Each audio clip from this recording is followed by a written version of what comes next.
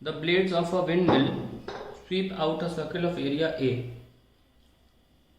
ठीक है, तो विंडमिल की ब्लेड्स है मान लो बड़ी सी ऐसे,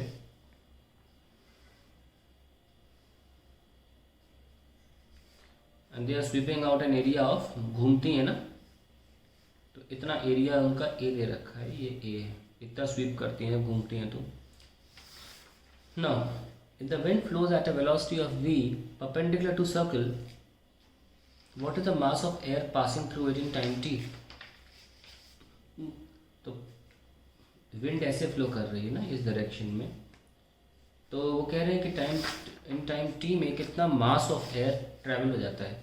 तो मान लीजिए विंड यहाँ से स्टार्ट होके ये बहुत पास, मान लीजिए पहली जो विंड निकली मान लीजिए बिल्कुल बगल में है, तो टी टाइम में मान लीजिए विंड यहाँ से यहाँ तक पहुँच गई, तो मास निकालना है ना हमें।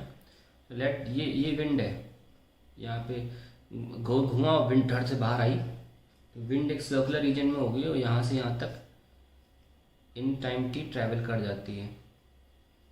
तो मास निकालना है हमें, तो मास कैसे निकालोगे, इस वॉल्यूम रीजन में निकालोगे ना, mass is density into volume,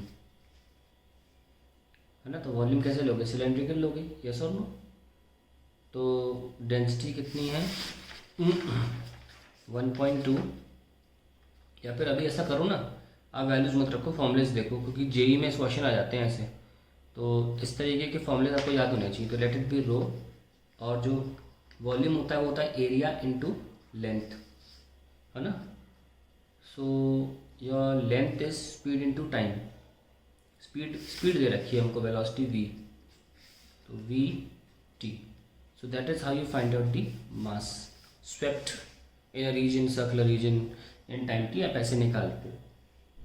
तो ये आपका पहला पार्ट आ गया, रो ए वी टी, बहुत इंपॉर्टेंट है ये इस फॉर्मूला, इसलिए मैंने इसको सॉल्व नहीं किया है, आप सॉल्व भी कर लो। चलो अब फॉर्मूला तो आएगा, सॉल्व भी कर सकते हो। 1.2 इंटू 30 इंटू वेलोसिटी कितनी है 36 किलोमीटर पर आवर।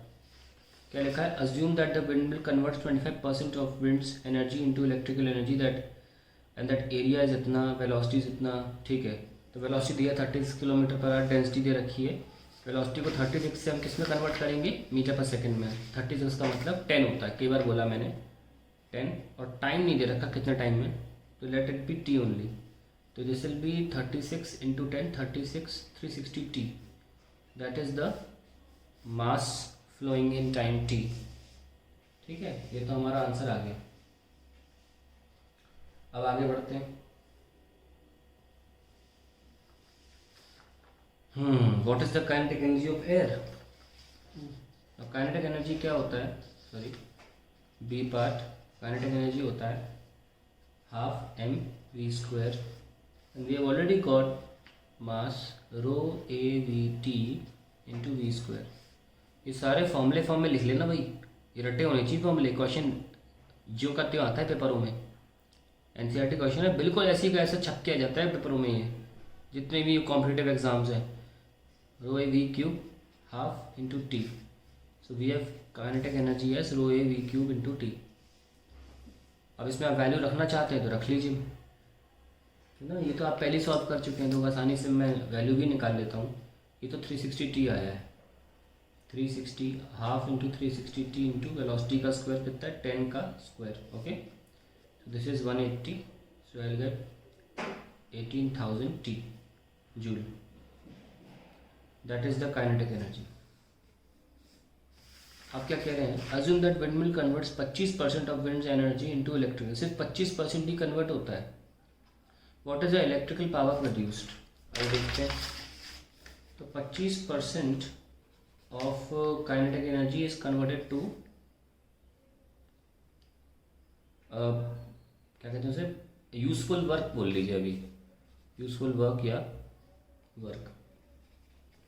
मैंने पावर को नहीं लिखा क्योंकि एनर्जी जूल में होता है और वर्क भी जूल में होता है, पावर वॉट में होता है ना। तो अभी हम यूजफुल वर्क लिख रहे हैं, ये कहिए इलेक्ट्रिकल वर्क है, इलेक्ट्रिकल एंड पावर को तो इलेक्ट्रिकल वर्क लिखना पड़ेगा, और पावर नहीं लिख सकते, पावर में डिवाइड बाय टाइम करना पड़ता है ना, इलेक्ट्रिकल वर्क। चलिए तो कितना 25% of 18,000 T is electrical work. इसको इंजीनियरिंग भाषा में यूज़फुल वर्क बोला जाता है, ध्यान रखना। जितना भी काम आ जाता है, जितना लॉस है उसको नहीं देखते, इलेक्ट्रिकल वर्क। अब अगर आप पावर निकल जाते हो तो बोथ साइड टाइम से डिवाइड कर दीजिए, तो ये टी हट जाएगा, है ना। 25% of 1/8 1 2 3 is equals to power, electrical power जो हम निकालना चाहते थे। कितनी आई इलेक्ट्रिकल पावर?